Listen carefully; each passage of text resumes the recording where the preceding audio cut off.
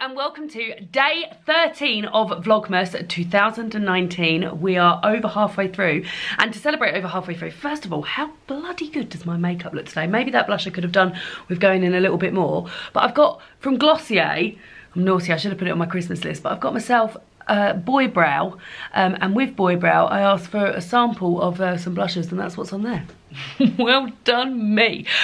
Today I'm going to be talking about the books that I've read so far in the month of December. I tend to not do a December wrap up at the end of December because all the books I read are Christmas books, and by the end of December no one gives a flying figgy pudding about reading any more Christmas books. So I've done a mid-month wrap up, and so far I've managed to read a book a day in December. Now you're thinking, oh my god Lauren, you're so amazing, you've read a book a day, but some of them are tiny little poetry collections, some of them are picture books, some of them however are big girl books, so I've done quite well. So let's start with the let's do what I've teased so far. So I've read 4 of my little Ann Duffy poetry collections. I buy myself a new one of these every year, so I'm getting quite the collection. So what I will do, because I'm not really gonna talk about the ones that I've read before, because if you've been here for a while you would have seen these be wrapped up in previous wrap-ups. If not, maybe you might want to go and check out 2018's mid-month wrap-up. You might well want to do that. So I've read Mrs. Scrooge by Ann Duffy, illustrated by, oh, this is the one I couldn't find out who illustrated it. I can't find out who's illustrated it. Oh, Posy Simmons. I gave that 3 stars. The Wren Boys, illustrated by Dermot Flynn. I gave this 1 star. I don't think I'm going to bother reading it in the future. I'm not a big fan of that one. The King of Christmas, illustrated by Lara Hawthorne, sorry. Gave this 4 stars. Really enjoyed it this year. Let me show you a little glimpse. I really like the big spreads of the parties that are going on. They appoint a King of Christmas. There's me saying I'm not going to say what they're about, and here I am telling you what they're about. They appoint a King of Christmas, and look at all the chaos that goes on. And then the one I bought this year, which I will talk a little bit about, is Frost Fair. This is illustrated by David Harras, and this is set in 1683 when the Thames freezes over, and there's a fair set up on the Thames. Yeah, the illustrations are lovely, the poem was lovely. I gave it 3 stars.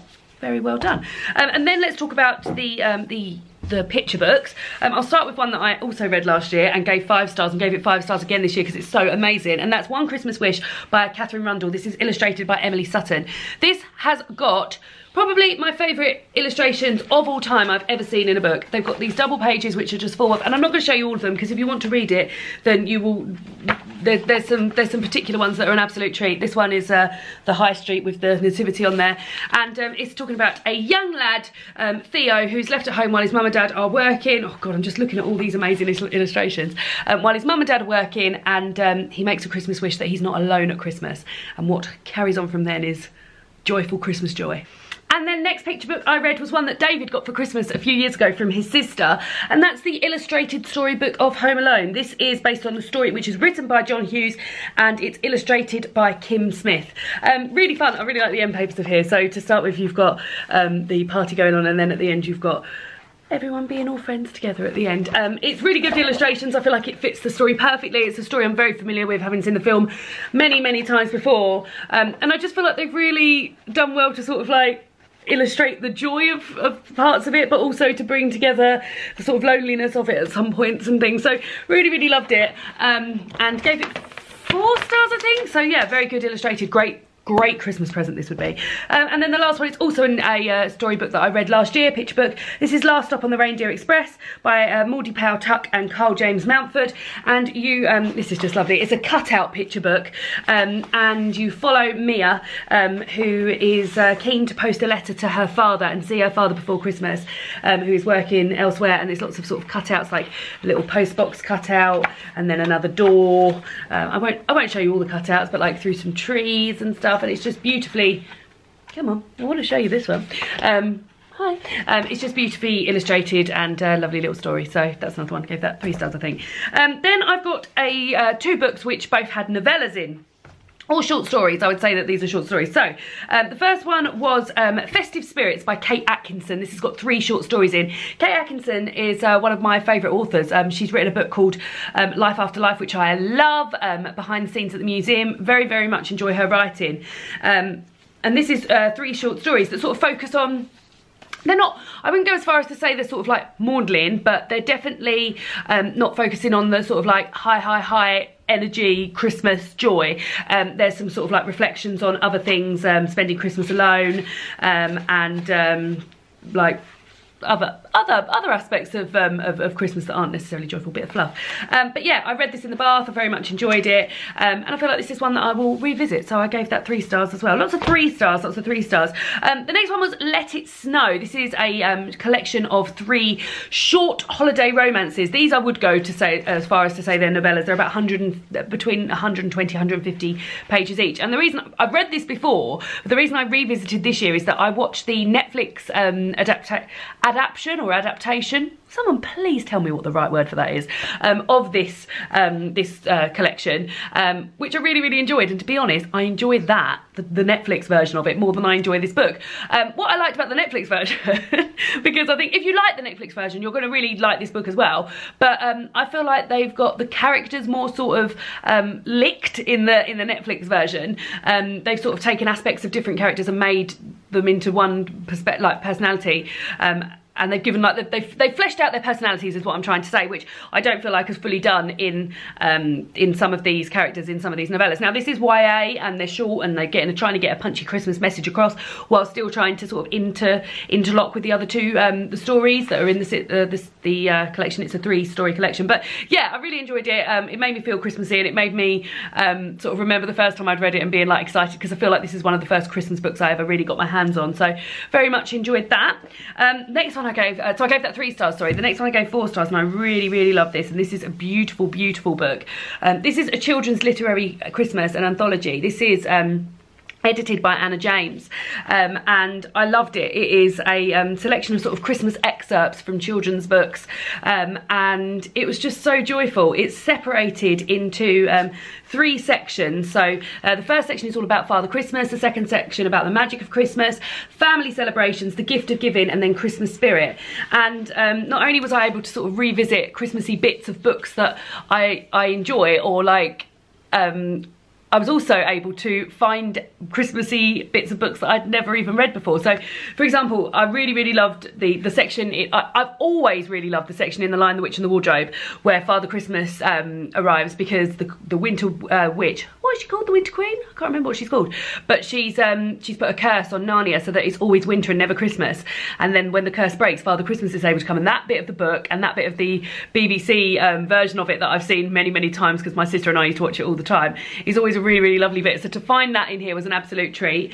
The Little Women, the beginning of Little Women, when they're talking about presents and things, I love that as well. But then there's also other bits, like books that I've always been meaning to read, like Dylan Thomas's A Child's Christmas in Wales. It's got that in, an aspect of that in there, so I'll be keen to follow that up with the reading of the full book. And yeah, it's just, as well as just having some really lovely beautiful writing in here, it's also presented beautifully. I mean, this gorgeous sort of like matte, shiny, beautiful front cover with these woodlands animals, which is sort of taken throughout, so each section starts with this, and even the pages inside it feel like they've got a sort of shiny, magical aspect to them. It's a really beautiful book, and then throughout they've got like a little illustration of the woodlands animals, but also it's got some original illustrations as well. So the first thing I remember reading in here includes the original illustrations from, excuse me, 'Twas the Night Before Christmas by Clement C. Moore, which has got like these sort of, I mean, albeit terrifying, but original illustrations. So yeah, a really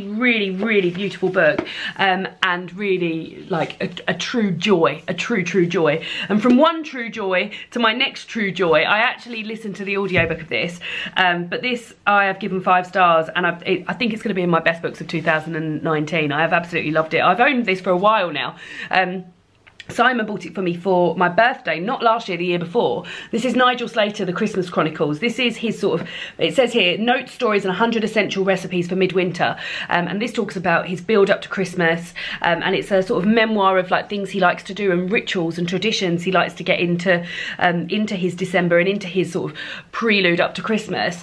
And not only is it just filled with amazing recipes, and also, I'll also insert here that I'm a vegetarian, and even the meat meat recipes I didn't mind listening to, because the writing was just so beautiful, and the way he describes things, he's just got so much respect for food, and he just writes about food in such a beautiful way.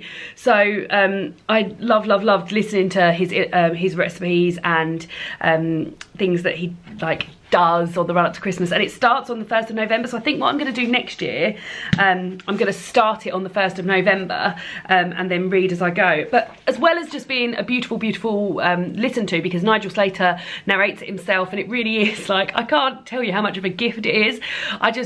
Every time I started listening to it, I just listened to it with just so much happiness in my heart. It's just so comforting and so wonderful. The book itself is just littered with the most beautiful, not only food photography, but like, for example, photography here of Christmas ornaments in a box, and just let me try and find you something, because honestly I could open anything and find, I can't find anything now. Oh right, here, so here's like a Christmas dessert in a jar, in a glass, and just lovely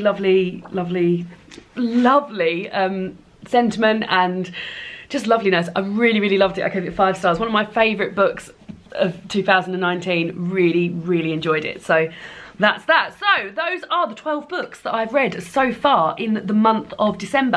I'm going to continue to try and read a book a day.